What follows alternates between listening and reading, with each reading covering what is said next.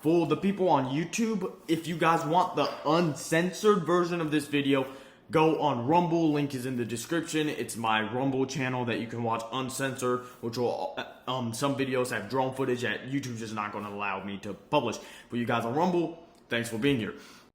Avdiivka, the city that's been all over the news for a couple months now, actually a bit longer than that. When Russia started its first attacks around October, the city went all over the news, with some people calling it a second Bakhmut. However, this battle did not last as long as Bakhmut while it was at full intensity, and Russia has won. I was not able, because I did not have access to my computer, to do a video on the day Russia won. However, this is a video about it. Anyway, so let's get into it.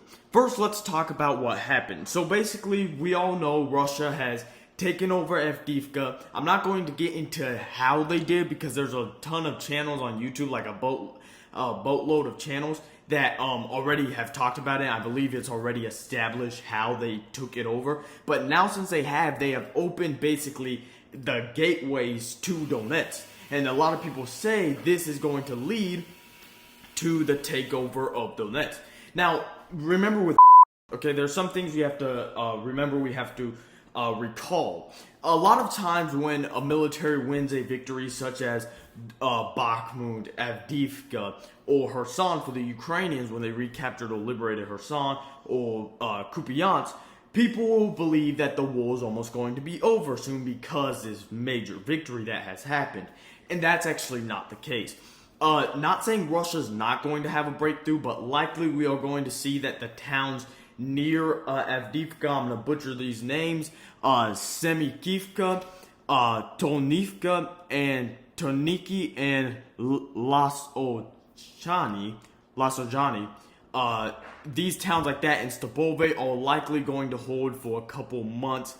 And of course, Serverhi, which is also by Avdiivka, right, where the Russians were actually trying to attack when they were trying to encircle Avdiivka in the beginning of the operations.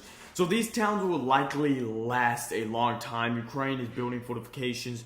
It could last anywhere from a couple weeks to a couple months, but I don't believe personally that this is going to be a tremendous breakthrough on the Russian side. As we saw with now, there is something we have to acknowledge. The Bakhmut was fought by mostly mercenaries, and mercenaries did not have air power, did not have artillery, hence the famed video of basically chewing Shoigu and Grasmikov out for not giving them artillery shells. So didn't have that, so they couldn't really press their gains, and they used a lot of human meat tactics to get the battle finished, and it was a long time. The Russians do have everything did not. So the Russians can make a breakthrough. I don't think this is going to be an easy breakthrough, because remember, just because a military opens an opportunity does not mean they have accomplished it. So you can open an opportunity. You take Avdiivka, you've opened the gates of Donetsk, but if you cannot move past the gates of Donetsk, really, you've opened a bunch of opportunities that you really can't exploit. So I'm not saying Russia's not going to be able to exploit these opportunities. It's just worth noting that what happened with Bakhmut, barely anything has changed. Russia has not advanced more than 10 kilometers outside of Bakhmut in any direction. In fact, Russia has lost a lot of ground compared to how the war's been going due to the Ukrainian summer offensive in 2023, where they lost Klashivka and Drivka and a couple of their villages. So that could happen here. So now let's talk about the casualties. So obviously with the human casualties, you can't really geolocate that. With the Russian vehicle losses, we'll get on this right now and then move on to human casualties and estimates. The Russian vehicle losses were over 400 vehicles, geolocated footage of over 400 vehicles being destroyed. From what I read, the sources I read, they were destroyed, not damaged vehicles. So basically, they were not able to work anymore. So the damaged vehicles will likely double that number at the very least, or be at least half of that, around 200 damaged vehicles. So the Russians did take a pretty bad beating in Avdiivka. The Russians did lose a lot in the terms of armored vehicles, tanks, APCs, BTRs, and stuff like that. Also, with now moving on to the casualties, I went to the Ukrainians, went to the Russians. These guys are very biased, so I tried to find some in-between ground, and I found a Russian military blogger that actually very pro-Russian, Z on his profile pic, or on his bio page, and he had something to say about Avdiivka. So basically what he said was, you guys can be happy, Avdiivka was a win for us. However, don't basically be too happy. Because he said Russia lost 16,000 irretrievable losses. 16,000 irretrievable losses means either KIA or men that are too wounded that they can no longer fight.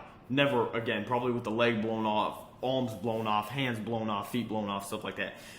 He said the best for the Russians is that the Ukrainians lost around 5 to 7,000. He said best case scenario. So we do see that the Ukrainians were like 1 to 2, 1 to 3 in advantage when it came to attrition. So the Russians did lose more men than Ukraine. The Russians did lose way more vehicles than Ukraine. I believe the number of APC losses was like 23 to 1, and with tanks it was 9 to 1.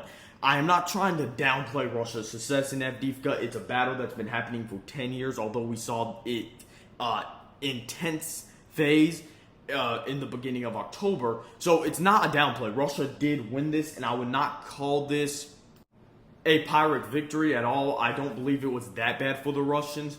However, the Russians did lose a good amount of men, and they may have to regroup. But they had the momentum on their side, and they had the morale, because if you look at this is a major victory for Russia. You may say, yeah, I guess it's been a long time since Bakhmut. No. Russians don't see Bakhmut anymore. Now since when the coup happened, basically all the stuff, signs, all that was kind of the Russian government kind of shut down. So in Russia's eyes, Bakhmut wasn't really a Russian victory because the people that took Bakhmut went to overthrow the government before the coup was stopped by the president of Belarus.